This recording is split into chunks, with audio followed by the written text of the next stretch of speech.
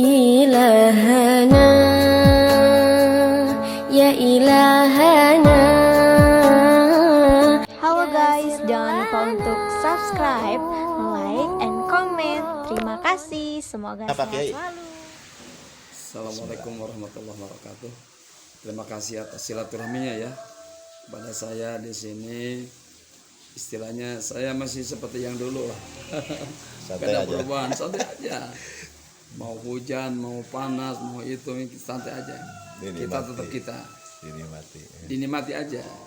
Bahkan kalau istilah saya mah menikmati sisa hidup.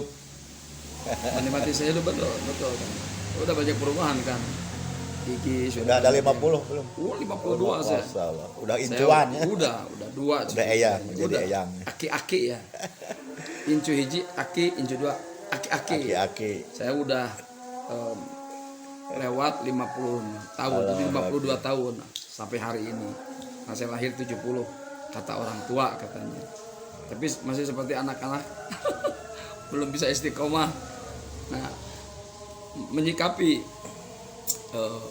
situasi seperti sekarang ini ya, yang namanya gonjang ganjing ya, kalau kita tidak pernah membaca Quran, tidak membaca sirah nabawiyah, ya pasti kita akan panik. Kenapa sampai begini? Tapi ketika kita baca Quran, dalam Quran ada kisah, ada sejarah, ada ikhbar, peringatan, jadi kita istilahnya enjoy. Yang intinya saya begini, kita jangan cengeng lah. Apa yang kita alami sekarang dalam berjuang menegakkan kebenaran itu memang ada resikonya, ada tantangannya.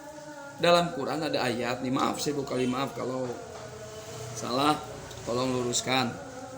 Tapi seingat saya ini adalah hal yang sangat penting untuk kita sadari supaya kita tidak cengeng dan kita tidak berhenti dalam berjuang untuk menegakkan hak melawan batil.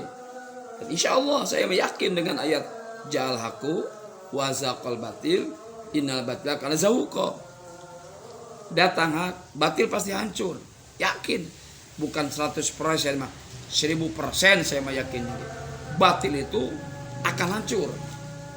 Meskipun diberi dana uang miliar, triliun, batil itu akan hancur. Yakinkan. Kegelapan itu akan kalah dengan cahaya. Kegelapan itu akan kalah dengan cahaya. Yakinkan. Nah, dalam Quran itu kan ada ayat. Amasibtum antadkhulul jannah walam yatikum mathalul ladzina khalu min qablikum masatumul ba'sa wadh-dharra wa zulzilu hatta yaqular rasul walladzina amanu mata nasrullah ala inna nasrullahi qarib. Apakah kalian menyangka masuk surga itu enak, gampang, mudah, tinggal masuk saja? Tidak. Setiap orang calon penduduk surga itu akan dicoba oleh Allah. Makanya langsung Allah mengatakan masa sumul ba'sa, diantaranya orang-orang yang dahulu dicoba oleh Allah dengan ba'sa. Apa ba'sa? Dalam tafsir itu kalau tidak salah maaf ya, tapi tolong dibuka tafsir yang lain atau bertanya kepada kiai yang lain.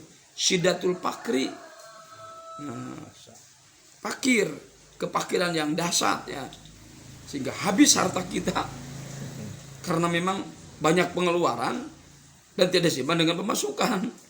Akhirnya besar pasak daripada tiang, kesananya gai lubang tutup lubang. Udah diantisipasi. Syiddatul fakir, melarat lah istilahnya. Pemasukan tidak seimbang dengan pengeluaran. Bahkan terkadang tidak ada sekali pemasukan. Sedangkan pengeluaran kan harus ada. Resiko dapur, jajan anak, biaya itu, biaya ini, dan lain sebagainya. Makanya kalau suatu saat kita mengalami hal seperti itu, jangan cengeng. Itu akan dialami. Tapi kalau kita ingat seorang Nabi Isa, bagaimana Nabi Isa? La mala wala baita. Nabi Isa itu tidak punya harta, tidak punya rumah. Nabi Isa itu tidak punya rumah. Saking miskinnya itu. Bahkan baginda Nabi besar Muhammad SAW pernah perutnya itu Di Piram Hondak itu ya, Ya. kali parit, waktu ganjal batu. Dulu itu Rasulullah SAW Gak ada makanan. gak ada makan apa-apa. Sampai perutnya itu diganja dengan batu. Wa yasibu ala bat hajar minaju. Rasul pernah mengganjal perutnya dengan batu karena tidak ada makanan. Bukan Rasul tidak kaya, bukan cuman ya banyak disodakohkan. Dan ketika punya rezeki juga dibagi-bagi dengan sahabat-sahabat yang miskin-miskin. Akhirnya tidak tersisa harta yang banyak. Makanya satu ujian itu bahasa. Yang kedua doro. Doro kalau tidak salah itu tafsirnya itu adalah al-marad, penyakit. Nah, kita harus sadar juga kita ini kan tidak selamanya sehat. Makanya jangan cengeng saudaraku. Jangan cengeng. Kita kan saya pribadi udah mulai banyak yang terasa. Kalau malu kalau dikatakan sesuai dengan faktor usia kan, yang adanya penyakit tadi di kaki, di perut, di kepala lah sebagainya, pokoknya lah kita udah mulai terasa. Kalau istilah mobil makanya udah harus turun mesin ya, Udah reyot. reyot gitu ya. Itu sunatullah. Tapi harus ingat juga Nabi Ayub alaihissalam, bagaimana penderitaan sakit yang dialami Nabi Ayub. Berapa tahun Nabi Ayub sakit, tidak cengeng, sabar. Kita baru berapa hari, berapa minggu, cekengnya bukan main. Ya Allah, ya Rabbana. Dan kehidupan itu memang sirkulasi ya. Nanti dari bayi kita akan jadi bayi lagi, disuapin, di pempes. Ya. Udah ke Kita aki. mengalami ketika dulu makanan yang empuk-empuk, karena memang belum ada giginya. Nah, kembali akan seperti itu lagi. Gigi kita udah mulai banyak yang copot, yang tanggap, yang keropoknya. Makanan yang gak bisa, makanan yang keras-keras, yang hipu-hipu lagi, yang empuk-empuk lagi. Jadi kalau kita suatu saat ada namanya penyakit yang ada pada diri kita, itu pun harus dipersiapkan. Silakan berikhtiar ikhtiar aja, nyariat. Iya. Nggak dilarang, silakan pakai obat. Kalau ada herbal ya, herbal silakan. Ke dokter silakan. Yang penting kita ikhtiar nyariat, tapi harus dicatat. Yang menyembuhkan hanya Allah Subhanahu wa ta'ala. Yang ketiga apa? Kalau tidak salah, juljilu. Kalau bahasa santri mah itu segat itu fi'il madi mabni maju, tidak jal jilu atau Mujang-gajing. Oh, mujal-jilu, jaljil. Nah, di mabni maju kan nih juljilu. Juljilu. Nah, digonjang ganjing. Nah, jadi kalau kehidupan kita kenapa sampai begini? Kenapa begini? Ekonomi, sosial, politik, situasi kok jadi begini? Ya. Jangan cengeng, itu sunatullah. Tidak ada satu nabi pun yang tenang 100%, tidak. Nabi Nuh, Nabi Lut, Nabi Hud, Yusuf, Nabi Soleh, Nabi Yusuf sampai di penjara, difitnah.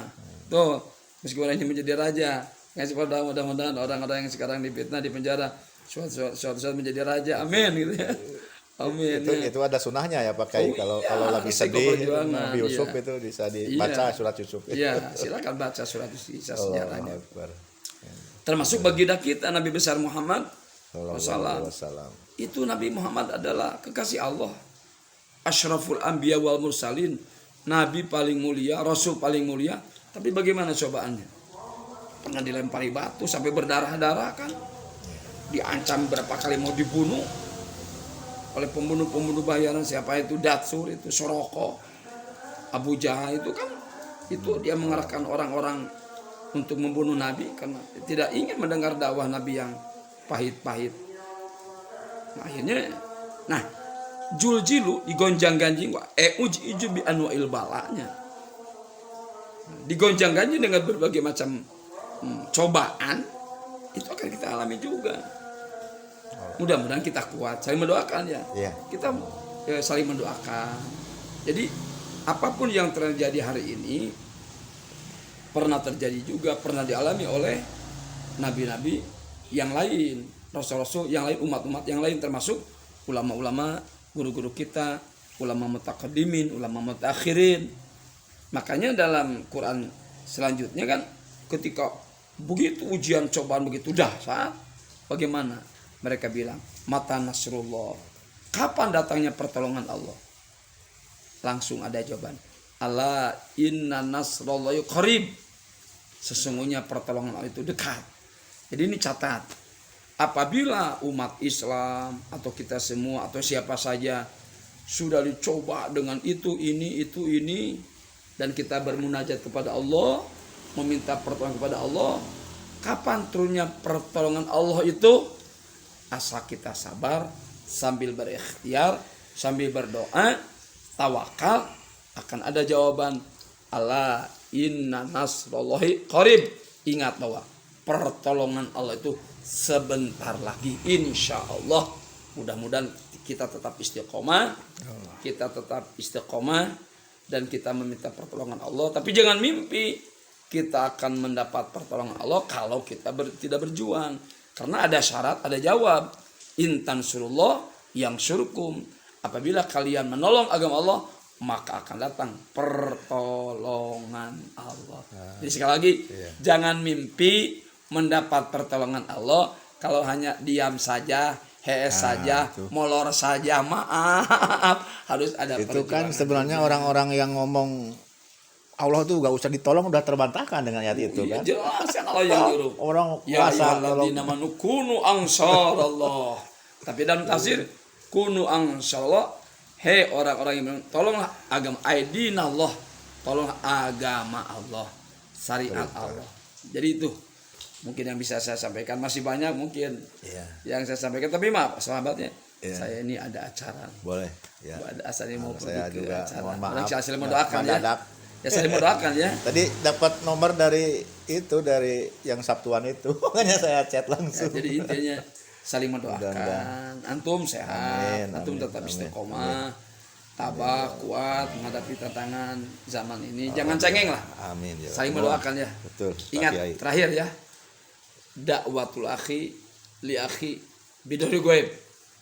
Doa saudaranya mendoakan saudaranya di belakang itu asra'u ijabah, paling cepat untuk dijabah oleh Allah Subhanahu wa taala.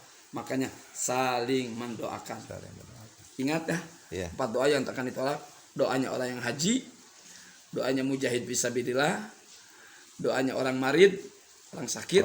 Ya, termasuk doanya yang terakhir, doanya saudara mendoakan saudaranya di belakangnya tanpa sepengetahuannya.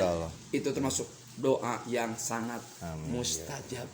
Aduh, makasih banyak Pak Kiai atas semuanya. Pokoknya mah hari ini sangat bahagia sekali dan banyak pencerahan yang bisa didapat. Ini semoga Pak Kiai di perjalanan sehat. Ini selamat sampai tujuan dakwahnya terus. Sebentar. Mudah-mudahan Indonesia selamat. Amin ya Rob. Dari Sabang sampai Merauke Indonesia selamat. Indonesia tidak dijajah kembali seperti dulu. Pokoknya sekali merdeka tetap merdeka. Allahu Akbar. Takbir. Assalamualaikum Assalamualaikum warahmatullahi wabarakatuh.